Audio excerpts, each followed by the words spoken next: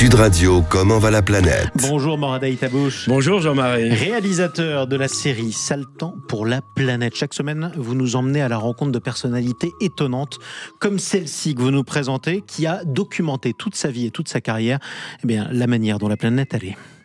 Exactement Jean-Marie, ce matin je vous emmène dans un lieu que peu de gens connaissent, cela s'appelle une ligne de front, pas à Gaza où les journalistes, vous le savez, ne sont toujours pas autorisés à entrer. Non, je vous emmène dans les pas d'un homme qui a couvert la plupart des conflits de ces 50 dernières années, spectateur impuissant de la marche du monde. L'homme dont je vous parle a toujours été en première ligne, mais son arme à lui, c'est un petit boîtier qui fait juste ça. Sebastião Salgado. Je l'ai rencontré en Somalie, puis au Rwanda, photographe brésilien. L'homme est d'une grande discrétion. Ses photos font le tour du monde. Elles racontent la guerre, le génocide, la mort, l'exode, l'exploitation de l'homme par l'homme. Elles témoignent surtout de la folie des hommes. Toute sa vie, il a été au plus près, car il n'y a pas d'autre moyen pour saisir l'horreur, l'enfer sous les bombes. Il en parle avec beaucoup d'émotion, au bord des larmes. Les photographes, s'il n'est pas là, il n'aime pas l'image. Il faut qu'il aille. On s'expose beaucoup. Je parlais avec mon compagnon photographe il y a quelques minutes, qui ont des jours les plus heureux de ma vie. C'était les jours que j'ai complété 80 ans. Simplement parce que j'étais là. Je n'étais pas mort. Combien de copains, quand j'étais à Gama pendant 4 ans à Gama, on était 12 photographes, 4 photographes assassinés. Je suis là. Donc pour moi, un effet vivant à 80 ans, privilège énorme. Il y a les copains qui partent, le silence et la vie qui reprend son cours. Mais il y a aussi des blessures invisibles, celles dont on ne parle qu'entre nous. On se pose des questions éthiques, on se pose des questions de légitimité, on se pose des questions de sécurité. Et c'est à nous-mêmes de trouver la solution et de trouver tout seul. Combien de fois dans ma vie, j'ai mis mes appareils de côté et assis pour pleurer parce que c'était tellement dramatique et j'étais seul. Ça, c'est le pouvoir de photographe. Et puis, il y a cette guerre de trop, celle qui voit les hommes devenir des monstres, folie collective. Avide de sang et de vengeance, il tue à la machette. Pour Sebastião, la goutte de sang de trop, c'était au Rwanda. J'y étais aussi. On n'en sort pas indemne.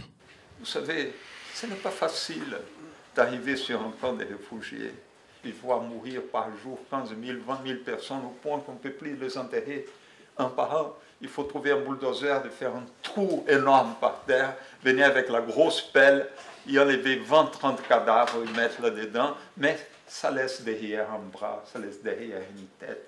C'était une chose tellement brutale que je suis devenu malade. Malade. Et toute la violence qui s'est passée en même temps sur l'ex-Yougoslavie, ce n'est pas que je faisais un reportage sur la guerre au Rwanda, ni sur la guerre en ex-Yougoslavie. Je faisais une histoire sur le mouvement de population dans le monde. Mais en faisant ça, j'étais plongé dans les génocides rwandais. Et là, j'ai devenu malade, vraiment devenu malade. On le croyait indestructible. Il est malade, il le dit sans détour, sans aucune pudeur. Le reportage se paie cash.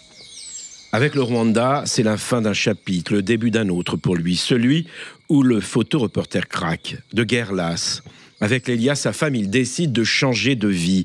Fini la guerre, place à un autre combat. Ils rentrent ensemble au Brésil, où l'ancien président Bolsonaro fait abattre la forêt amazonienne. Il démarre alors une entreprise folle, planter des arbres, mais par quelques dizaines de milliers d'arbres. Beaucoup plus. Il fallait qu'on plante au moins 2 500 000 arbres. Où est-ce qu'on va trouver d'argent pour ça? On a commencé à planter des arbres. Et peu à peu, on a commencé à réhabiliter une forêt. Mais on voulait simplement planter une forêt. On n'était pas écologiste. On n'était pas militant dans aucun mouvement pour la planète. 3 400 000 arbres déjà plantés, rendez-vous compte Jean-Marie. Il crée un nouveau monde loin des cris et de la fureur des hommes. Après le cauchemar des champs de bataille, ils transforment ensemble leurs rêves en réalité. À entendre Sebastião, son épouse, on se dit que l'on devrait tous relever les manches pour la planète, pour préserver notre environnement. Il n'y a pas de planète B, dit-il. Il n'y en a qu'une. En voyant naître cette forêt. Et vous savez, c'est que c'est merveilleux. Parce qu'un arbre, même un petit arbre, elle donne des feuilles, elle donne des fleurs, elle donne des fruits. Et là, les insectes viennent. Les insectes venant, ça vient les oiseaux. Venant les oiseaux, ça vient les mammifères. Et on a vu la vie étournée. On a vu naître une forêt. Et là, m'a donné un envie fou d'y aller photographier, mais plus nous, notre espèce, d'aller photographier toutes les autres espèces. Ces photos, on l'a dit, racontent la folie des hommes. Aujourd'hui, ces livres se vendent dans le monde entier. Les droits d'auteur font renaître la nature, détruite évidemment par les hommes. Sale temps pour la planète, sale temps pour l'humanité. Tout notre espace, on a planté, c'est une forêt magnifique. Dans les 10 prochaines années, j'espère que je sois vivant là, on aurait planté au moins 10 millions d'arbres de plus.